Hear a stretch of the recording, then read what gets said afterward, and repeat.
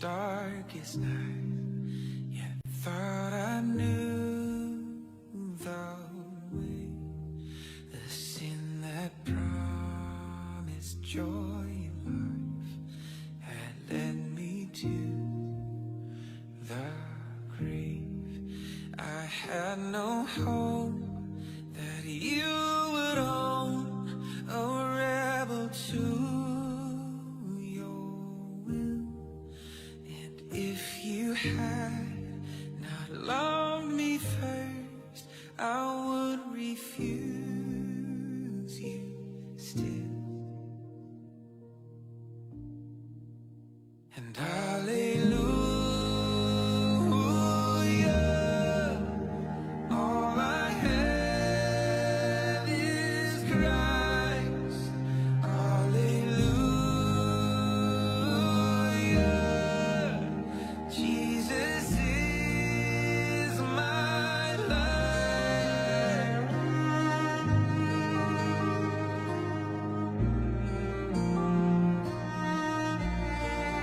But as I ran my hellbound race, indifferent to the cause, you looked upon my helpless state and led me to the cross. And I beheld God's love displayed. You suffered in my place. You bore the wrath reserved for me. Now all I know is grace. Hallelujah, all I have is Christ. Hallelujah, Jesus is my life.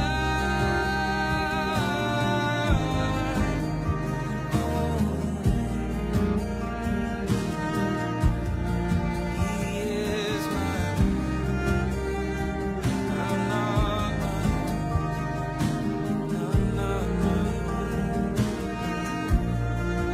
Now, Lord, I will be yours alone and live so all might see the strength to fight your command could never come from me.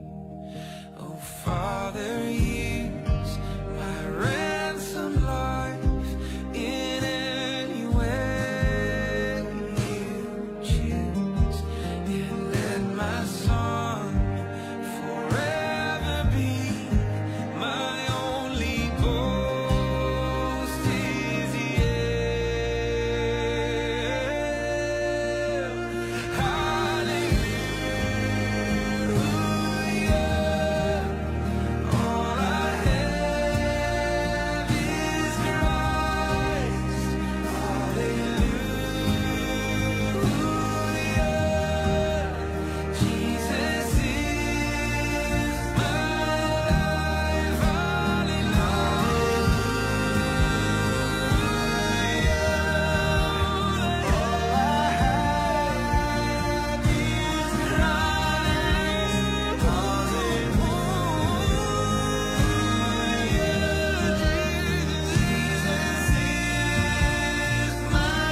life.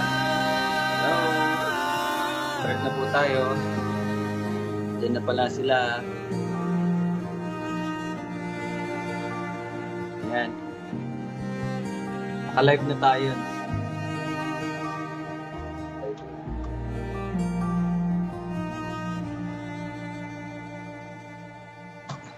Day off mo ngayon, tol? Day off mo? Oo. Goods. Sige. Bago po tayo magsimula,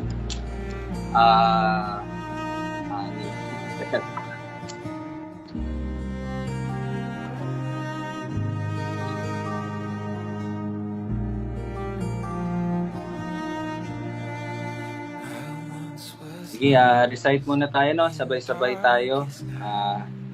Sabay po kayo sa akin. Hindi ako nakapag-review, pero sige lang. Job 28:28. Sabay-sabay tayo. Unmute lang po kayo. No? Ay, nakamute lang po kayo. Para hindi magulo sa ating ano. Sige, Job 28:28. At sa tao ay sinabi niya, narito ang takot sa Panginoon ay siyang karunungan at ang paghiwalay sa kasamaan ay kaunawaan.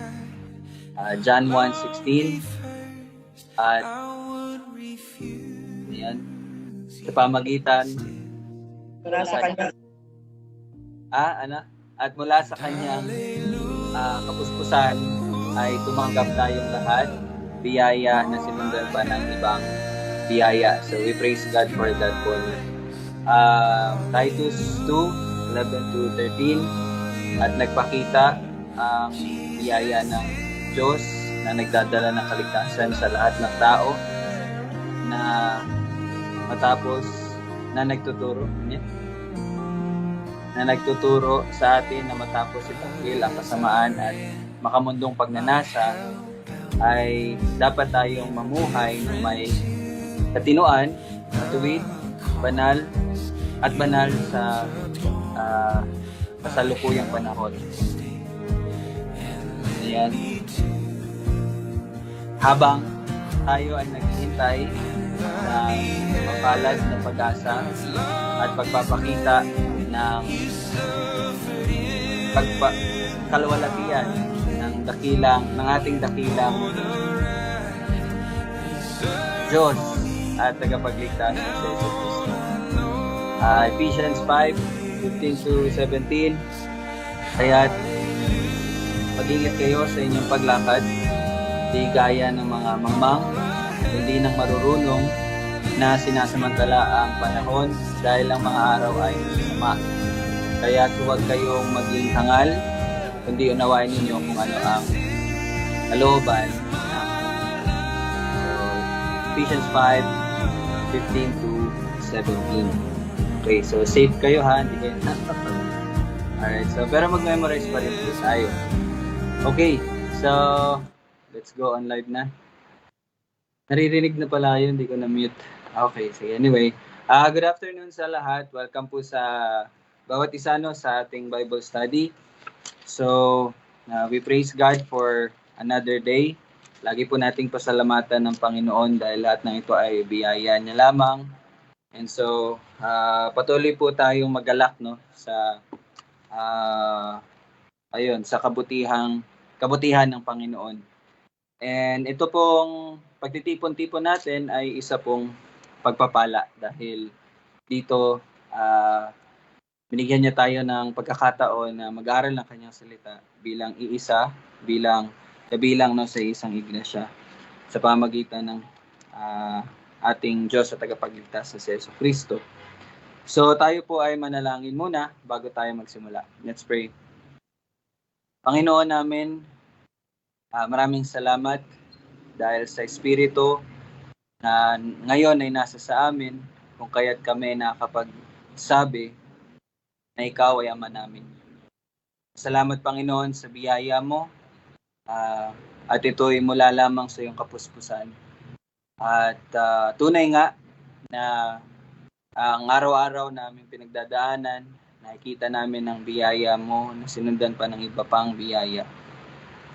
Kahit na ubod ng sama ng tao namin ay kinabagan mo, Panginoon.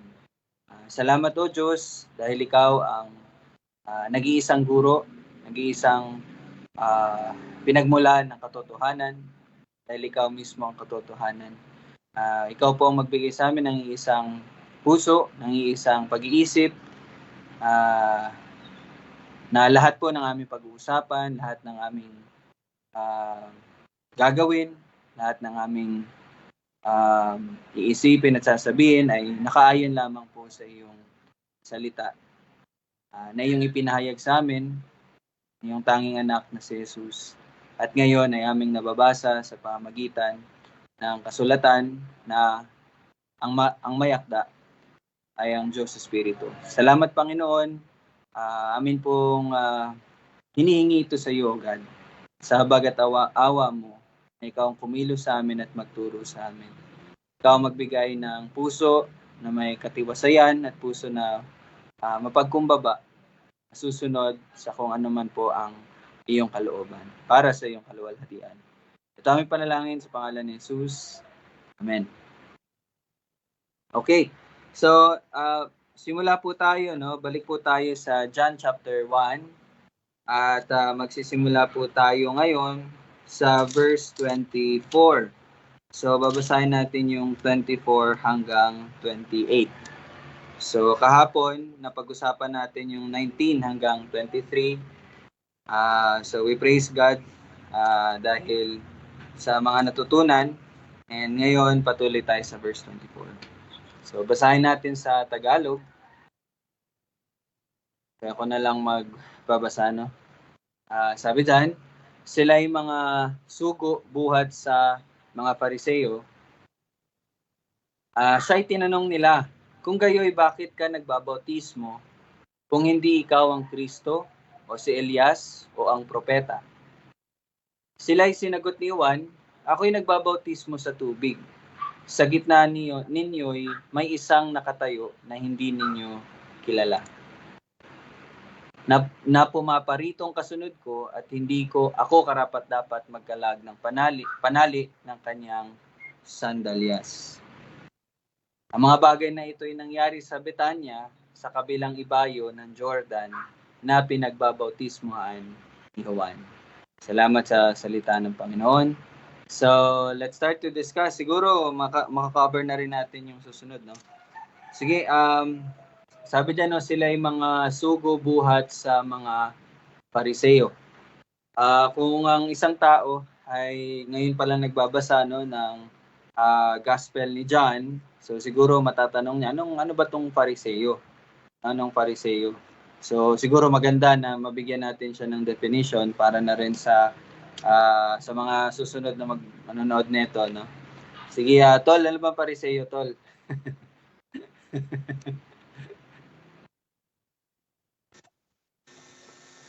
Okay. So, ako sa pagkakaalam ko ng tungkol sa Pariseo, ito sila yung bumubuo nung isa sa mga bumubuo nung leader kung tawagin, ano. Kaya pag sinabi ni Matthew or ni John, pag sinabi ni John na yung mga Hudyo na pinadala upang itanong kay Propeta Juan or kay Juan na tagapagbautismo, ang tinutukoy doon ay yung mga leader, kumbaga, no. So pag sinabing Pariseo, so we are talking about Israel at yung mga kanilang mga punong pare, pwedeng masabing punong pare. So ito yung mga leading, kumbaga kung sa contemporary natin ngayon, ito yung mga influential na mga tao. At bakit sila naging influential? So kung meron tayong political meron tayong political order in which yung mga influential ay yung may kinalaman sa mga iniluklok ng sambayanan. So ito naman sila yung mga kumbaga, hindi ako nagkakamali, no? Sila? Kaya sila tinawag na mga pari kasi sila ay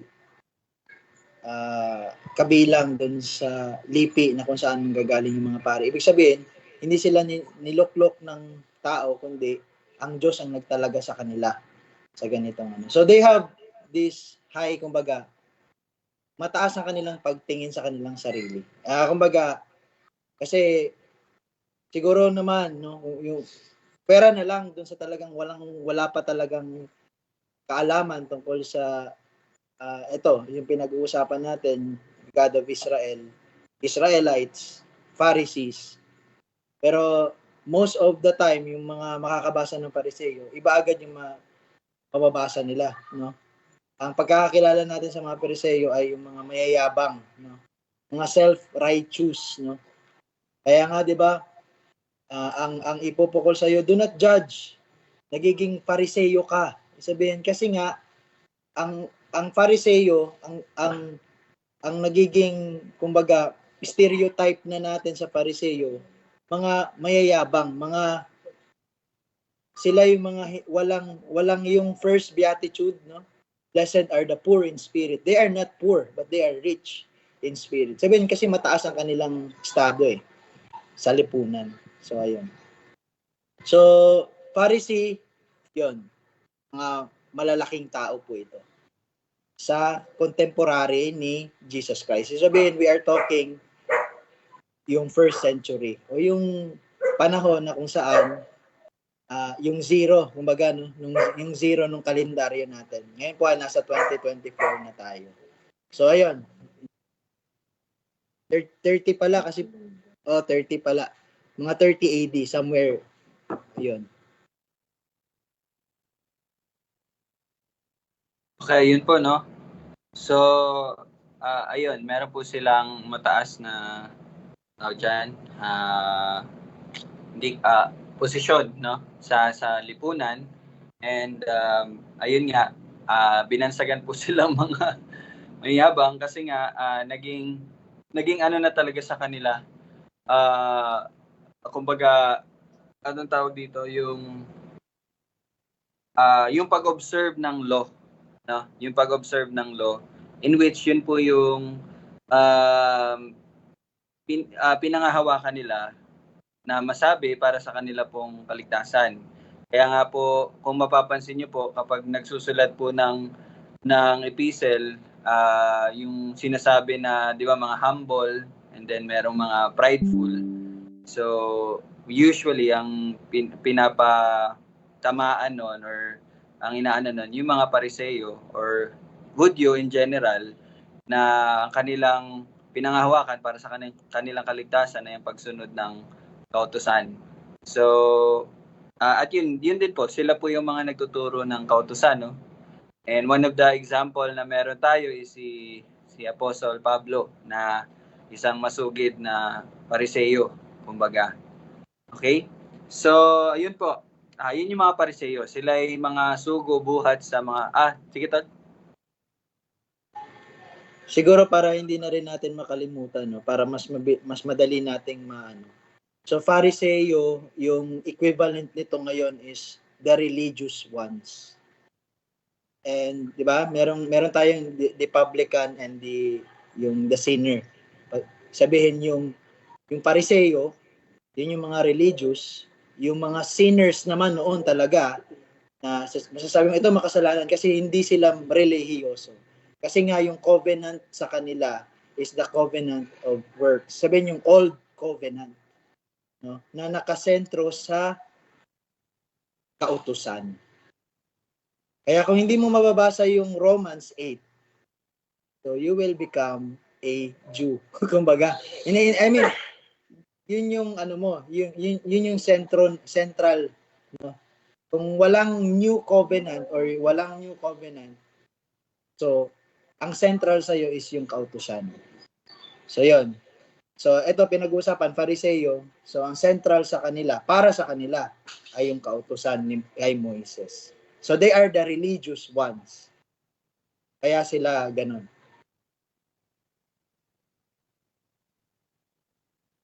Okay. So malinaw na po ba sa atin yung Pariseo? Malimit, pinag-ano po sila, no? Tawag dito yung compare po sila sa Saduseo naman. Yun, nabasa na natin yun na nakaraan. Ay, meron na ba? Hindi, sa Acts pala yun, sorry. Yung Saduseo naman, ang pinangahawakan lang nila yung 5 books, no? Yung Genesis hanggang Deuteronomy. Kaya hindi po sila naniniwala sa resurrection, sa pagkabuhay muli. Pero mga Pariseo, tinatanggap naman nila yung resurrection, no? So, kung naalala ko, nabasa ko din, itong Saduseo at Pariseo, magkano din talaga daw yan, kumbaga lagi din talaga nagbabanggaan, no? Pero pagdating kay Jesus, yung pagpatay nila, pag ano nila kay Jesus. So naging ano sila, naging team sila, no? Nag-teamwork sila. So anyway, ayan, sana malinaw na po sa atin yung Pariseo. And so, pag kalaunan, mas madidiscuss pa natin yung mga Pariseo, no? And verse 25. So, siya'y tinanong nila, kung kayo'y bakit ka nagbabautismo kung hindi ikaw ang Kristo o si Elias o ang propeta? So, kung matatandaan nyo po, may sagot na po si Juan na tagapagbautismo sa verse 23. Sabi niya, ako ang tinig ng isang sumisigaw sa ilang na lugar, tuwirin ninyo ang daan ng Panginoon gaya ng sinabi ng propeta Isaias. So, by the way, baka malito po kayo, no? Si Juan po ay propeta, okay? Sinabi nga ng Panginoong Jesus, he is even greater than the prophets, no? So, sa anong kadahilanan? Ayan, medyo ano lang natin. Kasi baka nalito kayo nung kahapon, di ba, sinabi, ikaw ba yung propeta? Ang sagot niya, hindi. Kasi nga po, specifically, ang ibig kahulugan ng mga nagtatanong, ikaw ba yung propeta na sinasabi ni Moses, yung sinabi ng Panginoon kay Moses na yon, magpapadala siya ng isang propeta gaya mo. So, and that is Jesus Christ. Kaya ang sagot niya po is no. Pero si Juan the Baptist po is a prophet. Even merong verse na nagsasabi na ang Panginoong Jesus mismo nagsabi na siya ay higit pa sa lahat ng propeta. Tama tol, no? And kaya lang, meron din, pagkatapos ng sinabi niya, pero yung mga maliliit sa kanya, maliliit sa kaharian is mas higit pa sa kanya. Okay, maganda na bigyan natin to ng discussion para maging malinaw na sa atin. Anong verse nga yun? Matthew. Sige, habang iniintay ko, I think nagigets mo yung sinabi ko, tol, no? Baka pwede mo mai-discuss yung sinabi ng Panginoong Jesus na si John the Baptist is higit pa kaysa sa mga propeta na nauna, pero yung mga mananampalataya, kumbaga yung sa pagkatapos ni Juan is higit pa sa kanya.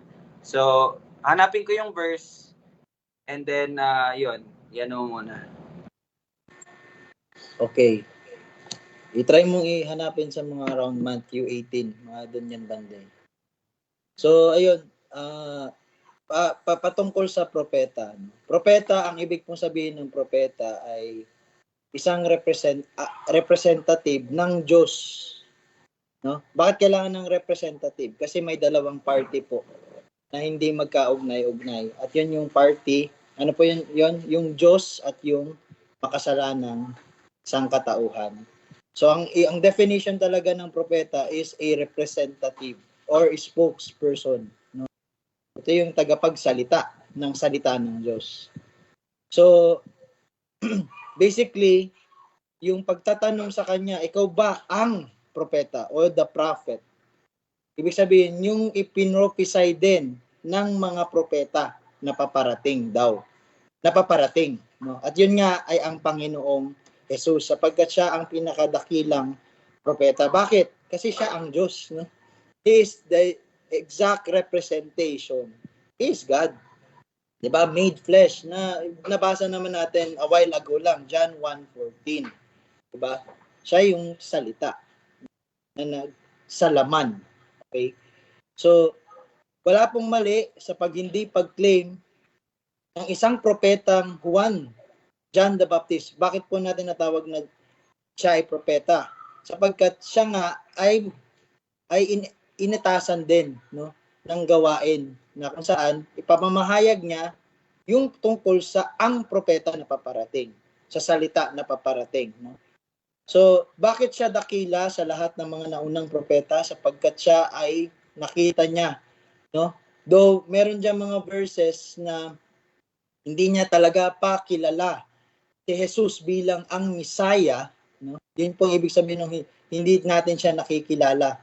Pero sa kagagawan ng Espiritu Santo Espiritu Santo ay ipinamalas, no? Ipinakita talaga na si Jesus nga itong pinag-uusapan or ipinoprophesy ng mga propeta nung mga nauna pa kay John the Baptist. So, ang reason lang po na siya ay higit, no, base sa pag-i-illustrate or paghahayag ng Panginoong Hesukristo, ng Panginoong Hesukristo mismo nagsabi nito. Sapagkat nakita niya or na-experience niya, no? Kumbaga, naging witness siya, no? Witness. Kumbaga, eyewitness at that. And yun. Tayo naman na pinagpahayagan ng lahat ng mga bagay na ito, no? Sapagkat ang kaharian ng langit na noon ay pinoprophesy lang ng mga prophets such as Isaiah and yun yung mga major and minor prophets, and John the Baptist being the greatest. Hindi po siya mataas sa rank, mataas po siya sa, kumbaga, mas pinagpala lang siya kasi nakita niya, no? At siya pa nga mismo ang naglublob, no, sa pagbabautismo ng tubig sa ating Panginoong Hesukristo. So yun lamang po iyon. At bakit po masigit pa tayo sa prophet kay John the Baptist? Bakit po? Kasi sa atin na kumbaga yung kapahayagan, no, ng magandang balita ay hindi lang natin naririnig at ito'y paparating pa lang, kundi ito ay natapos na, no? Nagampanan na lahat ito. Ngayon po, as we speak, no, sa ating po pag-uusap ngayon, God is reigning. Jesus Christ is reigning. Okay? Siya po ay nasa nasa kanang kamay ng Diyos Ama sa langit. So, nasa kanya lahat ng, di ba, yung sinabi sa Matthew 28, no? 9:18 to 20. Nasa kanya lahat ang kapangyarihan. He has all the authority. Kaya po, masasabi natin na mas pinagpala pa tayo talaga. Kasi ito, ngayon, we are experiencing the other side of heaven, no? Yung iglesia na tayo ay kabilang. Tayo ang iglesia. Yun lang yung ano ko doon. Okay. So kasi may mababasa po tayo sa Matthew 11:11. Kung open niyo po yung Matthew 11:11, basahin ko na lang po, no? Sabi diyan, katotohanan ang sinasabi ko sa inyo, sa mga ipinanganak na mga babae ay wala pang lumitaw na isa na higit na dakila kaysa kay Juan na tagapagbautismo. So, ayun nga po, yung mga, lalo na yung mga, specifically yung mga propetang nauna sa kanya, no? And then, gayon man, ang pinakamaliit sa karyan ng langit ay higit na dakila kaysa sa kanya. So, yun po, baka lang naman kasi, no, mabasa ninyo, and then magtaka kayo, bakit higit si Juan, tas masigit pa yung maliit kaysa sa sa karyan. Ang ibig lang po sabihin nun, gaya nga po na na-explain ni Kuya kanina, yung revelation, kumbaga. Dati yung mga naunang propeta, hindi pa nahayag, hindi pa nila nakita, kumbaga paparating pa lang. Pero kay John the Baptist, higit siya kaysa doon sa mga naunang propeta kasi nakita niya, and siya mismo yung nagturo, nagluklok, no?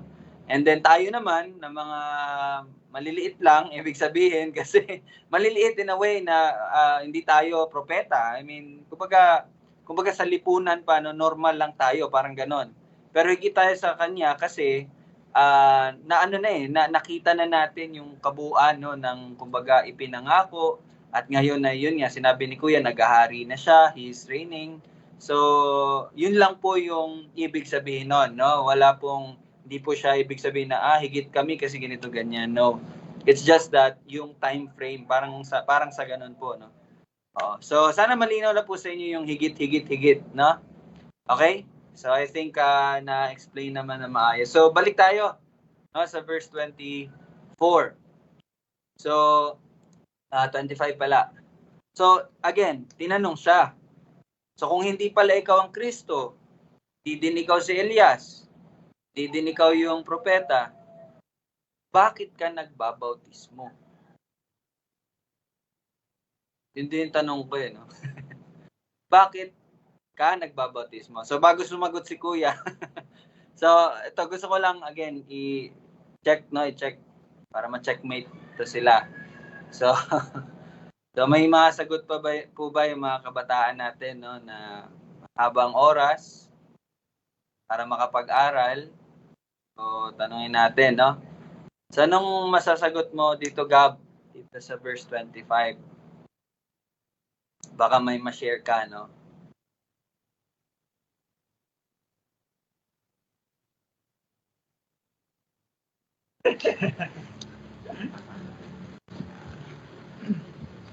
Kasi po,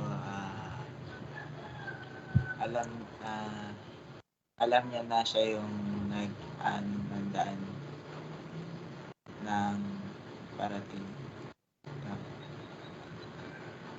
na Messiah na siya yung naghahanda ng daan ng ng darating na Messiah. Okay, so yung sagot ni Gab, kasi nga yun nga yung sinugo sa kanya na siya yung maghahanda ng daan, in which yun yung sinabi niya sa verse 23. Kaya siya nagbabautismo. Okay? Sige, teka lang muna, tanongin ko lang muna talaga. Ikaw, Sai, may naano ka ba dito sa verse 25?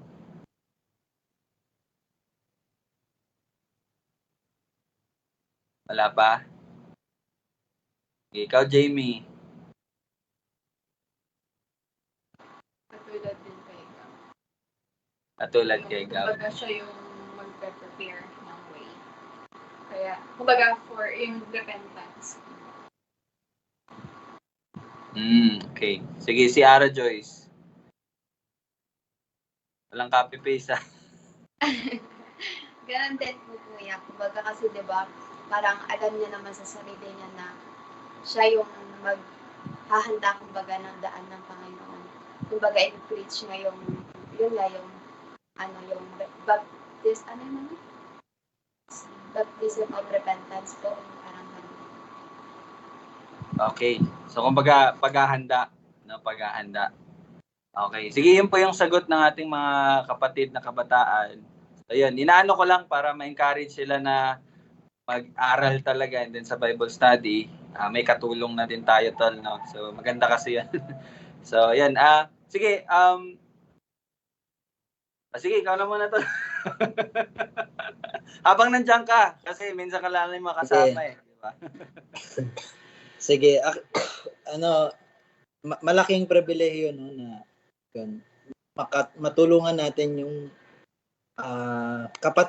kapatiran natin. Alam po natin yung kapatid natin, ano, at iba po naman yung mag-i-evangelize tayo doon sa prospect ng evangelism, no. Hindi po, kaya po talaga kilalanin niyo po ang inyong kapatid, ano. At kapatid po natin ang propetang si Juan na tagapagbautismo. Yes, ang ginagawa niya po ay it is a form of evangelism. Evangelism po, no? Sapagkat sa kanya iniatas yung evangelism. Pero yung paghahari at pamumuno ay hindi natin talaga magagawa. Kaya nga po nung nagtanong yung mga nanay or tatay ba or yung mga mismong mga disipulo, sino ba ang higit sa kaharian ng langit? No, ano po ang naging rebuke? Walang higit. Walang higit, no? Kundi yung higit sa lahat ay yung nakakaunawa ng tunay na kabilang sa anak ng Diyos. At ano yun? Yun sila na may kumbaga yung 8 beatitudes, no? Kung nabasa na natin yung Matthew 5, hindi po yun iniuutos sa atin or hindi po yun imperative sa atin, no? Pero lahat po ng imperative, it is grounded to the indicative. Ibig sabihin po, kaya ka inuutosang maging mababa sa iyong mababa ka sa iyong estado kasi talagang yun ka bilang ikaw, no? Kumbaga, hindi, kaya nga po talaga, I am very against other gospels, no? Against po talaga ako dyan. Makikipagbuno po talaga ako, no? Hindi po masama yung ginagawang pakikipagbuno natin dahil ang ebanghelyo po ng Panginoong Hesukristo ang meron lang talaga, no? Tayo, no? Kung tayo nga ay tunay na kabilang sa or ibinilang, no? Ganun na lang para maging active yung verb, no? Ibinilang ng Diyos sa kanyang tawag dito, kaharian, sa kanyang pamilya. Okay? So, ang sagot po ni Juan na tagapagbatismo doon sa tanong ng mga Hudyo na nakakaalam, no? Nakakaalam ng kautusan. No? Kaya nga religious talaga sila sa paningin nila eh. Sabi niya, kung hindi naman ikaw ang Mesiya, bakit ka nagbabautismo? Anong karapatan mo? Again, wala pong karapatan. Kung kayo po, tayo tol, galing tayo sa evangelical na we are false convert, no? Noon, talagang iano talaga natin yan, aminin natin yan. And I believe nagrepent na tayo, no? Kasi sa ginagawa natin, malayong malayo or taliwas na taliwas sa ginagawa natin noon. Okay? So, yun, talagang yung sabi ni Juan dito na pag-i-evangelism niya, no, sa John 1:31 ba yun, tol? 31 yun. Sabi dito, ito yung naging tugon niya, no? Doon sa katanungan sa kanya, hindi ko siya nakilala. Again, yung sinabi ni Juan dito na hindi ko siya nakilala, hindi ibig sabihin nun, hindi niya talaga kilala si Jesus. Well, kilalang kilala niya si Jesus. Bakit? Kasi pinsang buo niya po si Jesus. Buo ba? Basta pinsan niya. No? They are in relation with one another. No? Meron silang blood ties. Okay? May blood ties tong dalawang ito. Hindi ko siya nakilala bilang ang Misaya. Yun ang ibig sabihin nito. Dahil dito, ito yung sagot. Naparito ako na nagbabautismo sa anong rason? Sa tubig, upang siya'y mahayag sa Israel bilang siya nga ang Mesiya. Hindi ako naparito to claim na ako ang Mesiya kasi hindi naman talaga. Naparito ako, what is my work? The evangelism. I do not have the authority. So as pastors, no, mga pastor, even yung pastor, tama ako ay talagang magsaside ako kay John MacArthur. Wala talagang authority ang even yung pastor ng isang, sabi natin, isang lupon or isang flock. Okay? Even the shepherd has no authority in itself, in himself. Kasi nga under shepherd siya. Meron tayong tinatawag na the good shepherd, no? That is our Lord Jesus Christ. So ngayon, sana maging malinaw na to sa atin mga kapatid, no? Yung ginagawang yung ginagawang pagbabautismo sa tubig ni John the Baptist is a form of evangelism. Yun yung iniatas sa bawat isa. Evangelize. Do not lord it over them. Huwag tayong maging mataas sa kanila, no? Huwag tayong magpataasan. Huwag tayong, sino bang pastor? Sino bang pastor niyo? Magkapantay po yon, yung leader at saka yung mga subject. Magkapantay po yon. Pantay po lahat. So, pero sinagot naman ng Panginoon, sino ang higit sa kaharian ng langit? Sino? Sino yung higit? Yung kagaya ng mga, hindi naman sanggol, yung mga bata, no? Na kung saan, dependent sila. So as Christians, we must be dependent. Saan? Wala na po tayong ibang dependence kundi sa salita nga at sa katotohanan na inahahayag sa atin ng espiritu ng katotohanan. At yung espiritu ng katotohanan na yun ay yung espiritu ng hindi ko maitagalog, the spirit of reconciliation. Espiritu na nagbigay sa atin ng hindi ng takot, kundi nung espiritu na, yung sinabi nga ni Rel sa kanyang, yung sa pag-pray niya kanina, no, yung Romans 8:15 ba yun, na masasabi natin na siya ay, yung espiritu na nag-uudyok sa atin, na masabi natin, siya ang ating Ama. Ama natin siya sa langit. Okay? So yun, to make it clear, at naiklaro talaga ni John the Baptist, he is just an evangelizer. Nag-i-evangelize lang siya. Yun yung kanyang ministry, to evangelize. And I Sorry. hope yun din ang ministry natin. Ano mo lang, medyo i-define mo lang pa yung evangelism. Kasi naririnig na nila yun eh. Pero para maging Okay. mahirap lang. So ang evangelism, no, from the word itself, no, hindi na natin i-quote yung Greek word kasi hindi naman talaga tayo mga Griego. So yung evangelism galing yan ang ibig sabihin lang yan is yung good news. Paghahayag ng mabuting balita o magandang balita or yung nakakatuwang balita or yung blessed na balita. Sabihin, sa balitang ito, blessing ito, hindi ito curse. Hindi ito para patawan kayo ng condemnation. Well, pero hindi rin condemnation na sabihin sa atin nung mag-i-evangelize na magsisi kayo. Talikuran nyo ang inyong mga nakaraan ng pag-iisip. So, parte po yun ng paghahayag ng mabuting balita. Ipakita natin na tayo ay nasa masamang estado ng ating pagkakasala sa Diyos. So, evangelism simply ihayag natin yung magandang balita. So, ngayon, ang magiging tanong mo na naman, ninyo na naman, ano naman yung magandang balita? Okay, ito, ako muna to, wait lang. Magtatanong lang ako sa atin lang. Pag tinanong tayo, gospel. Ano yung gospel? Or, in one sentence. Ito ba? In one sentence, what is the gospel? So, pwede merong magsasabi sa atin si Ara. Gospel po, ang gospel po ay pinatawad tayo ng Diyos. Yes, totoo naman. Ang magandang balita po ay namatay si Kristo para sa kasalanan. Yes, totoo naman.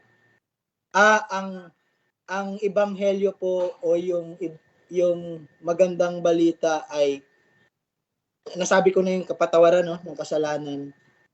Tayo ay ibinalik sa kaharian or tayo ay ibinilang sa pamilya ng Diyos. May nasasabi ba akong mali doon? Hindi po. Kasi kalaki po yun ng gospel. Pero, hindi po iyon yung gospel itself. So, as Christians, ito po talaga ang ating dapat na maunawaan. Ano ba talaga yung gospel? So, I am giving you a hint. Nababasa natin siya ngayon sa John 1. Ano yung ginagawa ng isang evangelist? John the Baptist. Ano yung ginagawa niya? Kanino niya tayo itinuturo? Kanino niya tayo itinuturo? So pag sinabing gospel, it is about the person. Bakit tayo nahugasan ng ating kasalanan? Si Kristo ang naghugas. Bakit tayo napabilang? Bakit tayo natatawag na katuwiran ng Diyos? Dahil kay Kristo, no? Klarong-klaro po yun sa 2 Corinthians 5:21. No? Na siyang hindi nakakakilala ng kasalanan ay ibinilang na makasalanan o kasumpa-sumpa. Kasi ang isa pong makasalanan ay isinumpa po. No? Sinumpa po lahat ng makasalanan. Kaya wag kayong, oy, happy, go lucky lang tayo kasi lahat naman tayo sinner, party, hindi po yun. No? Ang pagiging, disco tayo doon kasi marami naman tayo doon. Hindi po yun. Sana po bilang mga Kristiyano, wag po kayo yung sabi nga ni Ral, yung mag-share kayo ng gospel, nakatawa pa kayo. Ako rin. As an evangelizer, as an evangelist, yun pala, si Juan the Baptist ay evangelist po. Maging seryoso po tayo sa kasalanan. Kaya nga, repentance ang tawag niya eh. Magsisi kayo. Ano pa ang tawag niya sa mga yung mga matataas ang kanilang estado. Actually, hindi po condemnation yung ginawa ni John the Baptist dun sa mga Pariseo. No? Hindi po yun condemnation, pero yun po yung paglalahad na kung ano po talaga yung kanilang ano ba talaga kanilang kalagayan? Ano ba sila? No? Hindi sila mga banal, bagkus sila ay mga ulupong ng mga ahas. No? So wala po talagang pinababanal ang kautusan. So yun lamang po talaga yung laging pukol ng ating Panginoon sa mga Pariseo. Wala pong pinababanal ang kautusan. Kaya kung yan, kung sa Old Covenant ka talaga magbabasa. Actually, lahat po ng mga false doctrine ngayon ng mga nagkukunwaring they belong to the Church of Christ. No? Hindi po nila pinaninindigan yung kanilang ipinoprofess. Bakit? Malimit sa mga false doctrine na ito ay nagbibigay ng isang gospel ng works, gospel of works, not gospel of Jesus Christ. So yun nga po, balik tayo dun sa tanong ko kanina, ano ba ang gospel? Si Jesus. Yun lamang po, si Jesus. Kaya bilang mga reformed, no, I hope we are reformed. Hindi lang tayo reformer, no? Iba, magkaiba po yun. Yung gusto mong i-reform, parang gusto mo, okay, reform doctrine. Reform is yun talaga, yung talagang ikaw mismo ay sumusunod sa salita ng Diyos. At sumusunod ka dahil hindi sa inutusan ka, kundi dahil ikaw ay inaring ganap na ng Diyos. At ikaw ay gaganap ayon sa iyong kaganapan. No? Diba?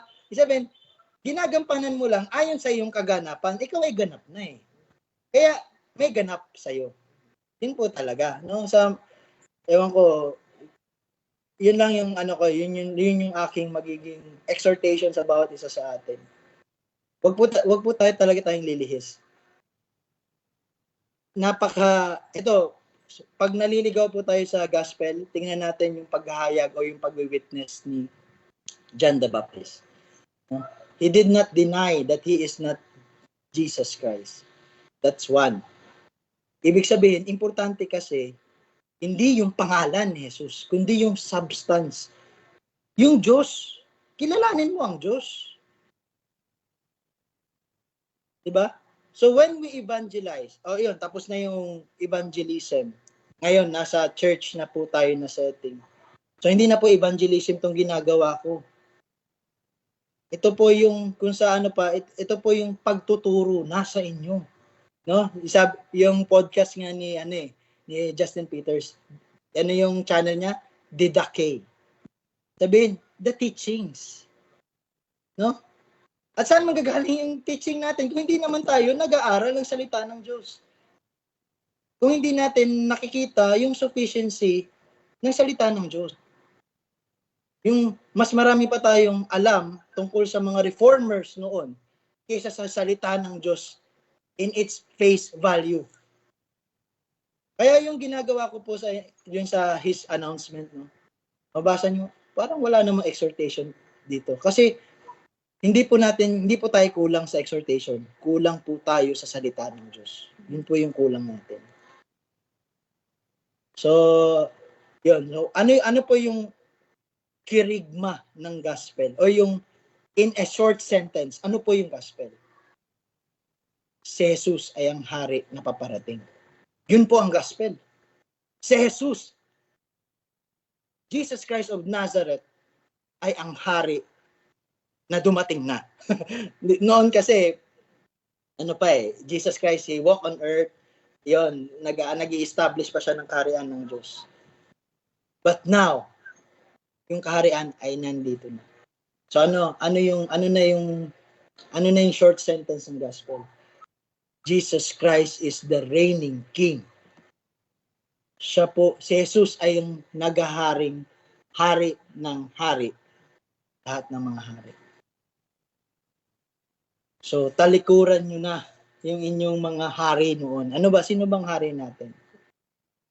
Hindi lang si Satanas actually.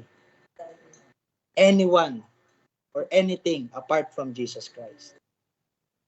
Kaya nga 'di ba sa doctrine sa five solas, solus Christus. May isa lamang pong Kristo. At kung hindi yan yung Kristo ng Biblia, wala akong pakialam dyan. Ano pa man ang sabihin mo, magluhod-luhod ka pa man dyan, hindi ko tatanggapin yan. Kasi hindi yan yung Diyos ko. Hindi yan yung Diyos. So sana ganun maging impactful yung pag-evangelism natin. Magiging effectual lang yung evangelism natin kung ito ay patungkol kay Yesu Kristo na dinapuan nung kalapate ng bodily form, the Holy Spirit. Yung Jesus Christ na nasa harapan, na nasa kanilang in the midst of them, pero they do not know Him as the Messiah. Hindi nila kilala. And sino ang magpapakilala kay Kristo? Tayo ba bilang mga evangelist? Hindi po. Hindi po. No? Sabi nga ni John MacArthur, kung yan lang pala yung ating so yun, i-share natin yung gospel about the kingdom of Jesus Christ, and then anong gagawin natin? Matutulog na po tayo. Kasi po, wala po tayong kapangyarihan actually. Wag niyo pong isipin na may mga kapangyarihan po kayo. Actually po, to tell you the plain truth of the word of Jesus Christ, none of us is mighty. Pero buti na lang, no? He is almighty. Kasi kumpleto perfect . So lahat ng idadagdag mo sa lakas na ng Panginoon, no? Di ba? The gospel is the power of God. So lahat ng idadagdag mo sa gospel, it comes from the devil. It comes from the devil. So it is okay to say that certain preacher, o yung preacher na yan, say si BOMB, is preaching a demonic, not gospel. Demonic, not gospel. Hindi ko sasabihin demonic gospel, kundi demonic, not gospel. Kasi hindi naman talaga. Lahat ng idadagdag natin sa gospel, ano nga ang gospel? Jesus Christ. So dapat Christ alone. Minsan kasi, basta may Christ, okay na. So Christ plus coffee, Christ plus mga wealth, wala pong plus kay Jesus Christ. He is our all in all. Gospel. Then medyo mahaba na, kayo naman ang mag-exhort. Amen. Amen, no? So, napakagandang salita po na binigay sa atin ngayon, no? Kanina talaga bago magsimula, nag-pray talaga ako, no? And so, nakakatuwa na, ayun, binigyan tayo ng kapaliwanagan, lalo na dun sa gospel po, no? Kasi, alam nyo, ganito kasi tayo minsan alam natin yung salita Evangelism, we know evangelism. Gospel, we know gospel. Pero, kapag ipuput na natin siya sa words, no? Gaganon na tayo. Hindi natin siya mana. So, by the grace of God, with the wisdom na binigay ng Panginoon, ayun, na naituro po sa atin ng malinaw, no? Kung ano po yung gospel and anong ibig sabihin ng isang evangelist. Ayun, natatawa lang ako nung sinabi ni Kuya, in which yun nga, yung sinabi din ni John MacArthur.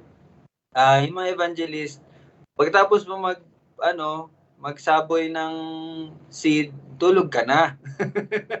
Tulog na. Kasi it is the work of God, no? In which kami po talaga dati sa aming pinagmulan, yun nga, yung mga additional po, no? So, hindi talaga siya tama. So, anyway, dagdag ko lang din, since yung time natin is patapos na, no? Yung tanong ba dito, no, na, verse 25, kung gayoy, bakit ka nagbabautismo? Actually, yung sagot po kasi yung sagot po sa tanong, nasa, yun nga, verse 31 na binasa ni Kuya. And mas magiging dagdag pa yung verse 33. Kaya ito lang, ang dadagdag ko lang na sa inyo, wag talaga nating i-try bigyan ng kahulugan, no, yung verse, yung salita. Hahanapin lang natin siya sa salita din mismo. Okay? So yung tinanong, bakit kung gayo, bakit ka nagbabautismo? Well, tama naman yung sinabi ng mga kapatid natin kasi yun yung natutunan din natin sa Matthew, Mark, and Luke, 'di ba? Na nagbabaptize siya para ihanda itong mga tao kasi 'di ba yung baptism po is alam niya ng mga Hudyo, yan po yung pagde-declare na mali yung aking pinaniniwalaan dati. So magpapa-evangelize ako para doon ako, kumbaga, yun na yung ano ko, yung tawag yan, yung doon ako naniniwala. Naniniwala ko na ito na yung katotohanan.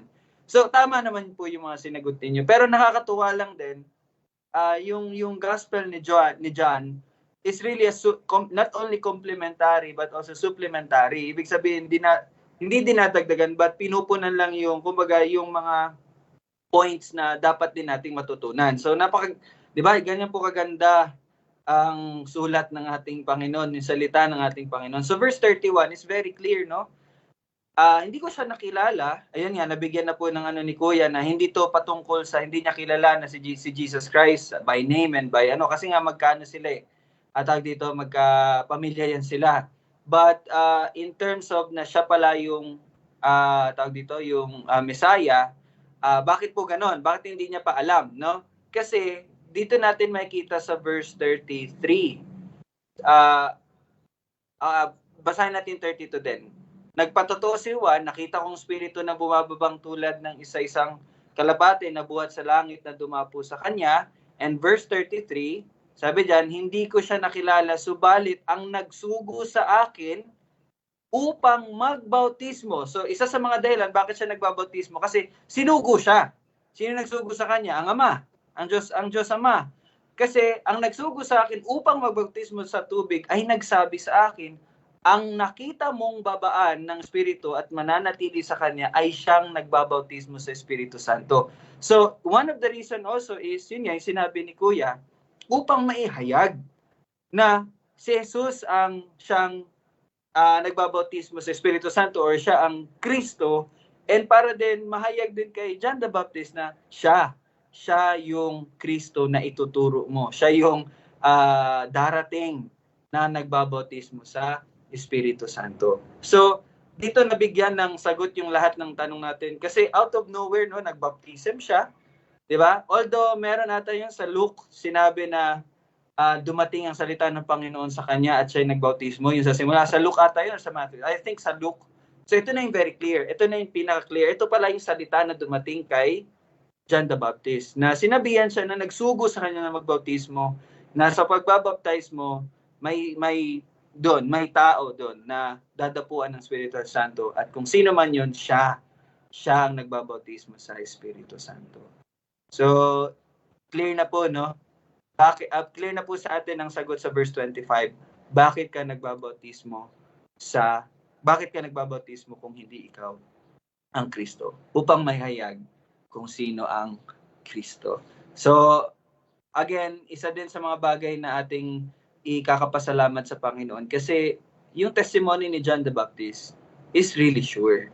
Ano talaga siya? Binigyan talaga ng sign, no? Binigyan ng instruction mula sa Panginoon and pinatotohanan talaga ng Panginoon. So, yung pagturo ni John the Baptist kay Jesus Christ as the Messiah is one of our great witness or testimony na si Jesus Christ, si Jesus na taga Nazareth ang Kristo. So, ang gusto ko lang i-point is that we are believing the true Christ. Naniniwala tayo sa totoong Kristo. And we praise God kasi ipinahayag niya yun sa atin. No? So, yun lang. Siguro dito tayo mag-end sa verse 25. So, we praise God for the word na binigay po ng Panginoon sa atin. Okay? So, mga evangelizer, hindi, evangelist pala. No? Tama pala, evangelist pala. Okay. So, patuloy po tayong mag-aral. Bukas ulit na magtatanong pa ako sa mga kabataan natin. So, pupush ko talaga kayo mag-aral, no? And then, syempre, sa mga tatay, nanay, hindi po ibig sabihin na magiging lang po tayo. So, let's all study the Word of God. Sige, yun lang. Sige, Tol, paki-close sa ano. Sige, tayo pa manatili sa pananalangin. Panginoon, Ama namin sa langit, salamat na kami ay iyong pinagpahayagan ng iyong malinaw na salita. At ito po ay klaro hindi dahil sa aming sariling pag-unawa, kundi dahil sa Espiritu Santo na siyang nagli-lead sa amin, Panginoon, ngayon. Na ito rin po ang Espiritu Santo na nagbigay sa amin ng hindi ng takot, kundi ito po mismo nag-uudyok sa amin na upang masabi sa aming mga sarili, sa aming mga sariling espiritu, na kami nga ay tunay na anak. At ito po ay malaki para sa amin. At lahat po ng mga bagay na aming matututunan pa sa mga susunod na araw ay mangyari po na itong lahat ay sa glorification lamang ng aming Panginoong Hesukristo. At kung ano man po yung mga bagay na hindi makaka-glorify o magiging dagdag sa Panginoong Hesukristo ay aming itatakwil. Hindi sa aming sariling kakayanan, kundi dahil sa iyong pagtuturo, paggagabay sa amin.